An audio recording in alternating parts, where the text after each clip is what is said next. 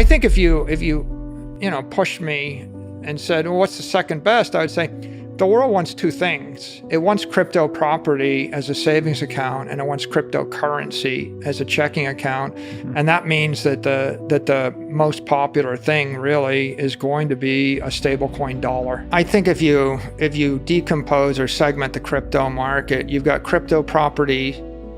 Bitcoin is the king of that, and other Bitcoin forks that wanted to be a bearer instrument, store of value. It would be a property, a Bitcoin Cash or a Litecoin, something like that.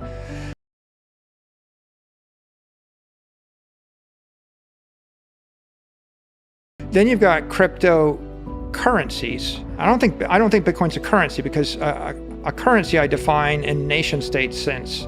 A currency is a digital asset that you can transfer as in a transaction without incurring a taxable obligation. So that means it has to be a stable dollar or a stable euro or a stable yen, a stable coin. So I think you've got cryptocurrencies, Tether, Circle, most famous. Then I think you've got crypto platforms, and Ethereum is the most famous of the crypto platforms, the platform upon which, with smart contract functionality, etc.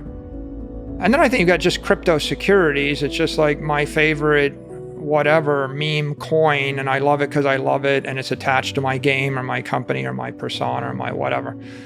I think if you pushed me and said, well, what's the second best? I would say the world wants two things. It wants crypto property as a savings account, and it wants cryptocurrency as a checking account.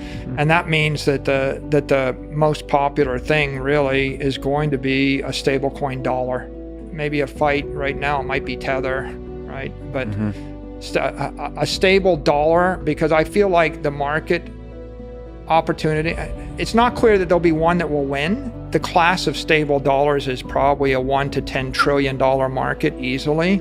I think that in the crypto platform space, Ethereum will compete with Solana and Binance Smart Chain and the like. If I'm looking at them, the first question is what's the regulatory risk? How likely is it to be deemed a property versus security? And the second is what's the competitive risk? And the third is what's the speed and the performance? And the all those things lead to the question of what's the security risk? How likely is it to crash and burn? And how stable or unstable is it? And then there's the marketing risk. There are different teams behind each of these things and communities behind them. I think that the big cloud looming over the crypto industry is regulatory treatment of cryptocurrencies and regulatory treatment of crypto securities and crypto platforms. And I think that won't be determined until the end of the first Biden administration. For example, there are people that would like only US FDIC insured banks to issue cryptocurrencies. They want JP Morgan to issue a crypto dollar backed 1-to-1. But then in the US right now, we have Circle and we have other companies that are licensed entities that are backed by cash and cash equivalents, but they're not FDIC insured banks. There's also a debate in Congress about whether state chartered banks should be able to issue these things. And then we have Tether and others that are outside of the US jurisdiction. They're probably not backed by cash and cash equivalents, they're backed by stuff.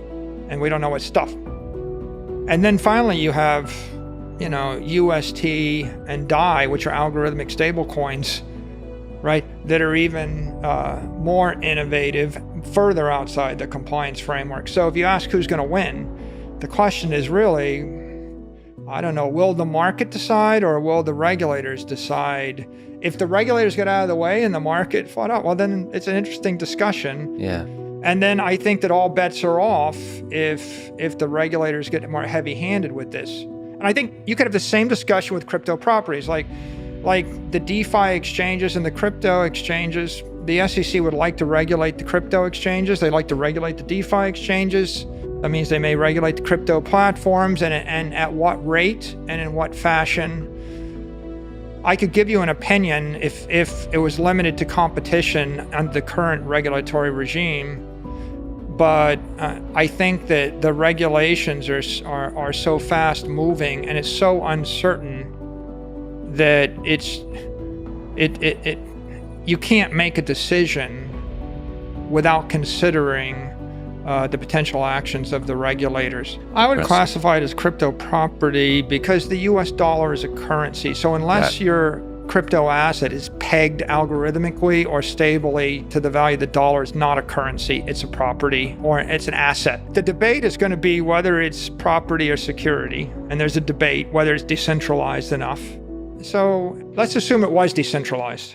Well, it's increasing at not quite 5% a year inflation rate, but it's not 5% exponentially. It's like a plus 5 million, 5% something. Captain is less. I forget the exact number, but it's an inflationary property. It's got a lower inflation rate than the US dollar, and it's got a much lower inflation rate than many other fiat currencies. So I think you could say that. I don't have a problem with like people buying a stock.